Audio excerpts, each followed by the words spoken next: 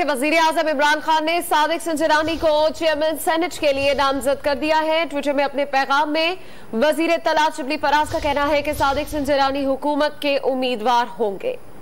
आपको आगाह करें कि वजीर आजम इमरान खान ने सादिक संजरानी को चेयरमैन सेनेट के लिए नामजद कर दिया है।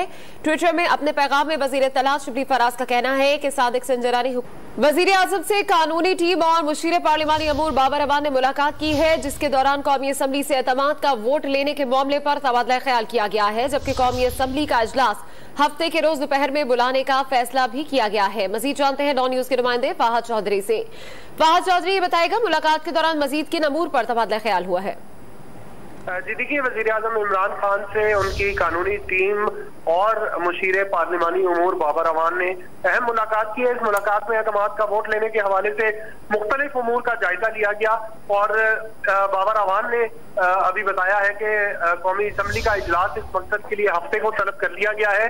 12:15 बजे कौमी असम्बली का इजलास होगा, जिसमें आर्टिकल 91 के तहत वजीर आजम जो है वो एतमाद का वोट लेंगे। साथ ही उन्होंने ये भी कहा कि वजीर आजम इमरान खान एतमाद का वोट लेने से कबल आज अवाम से खिताब करेंगे, कौम से खिताब करेंगे और अपनी पार्टी को, इत्तेहादियों को और कौम को भी एतमाद में लेंगे। बहुत शुक्रिया तफसीलात से आगाह करने के लिए फहद।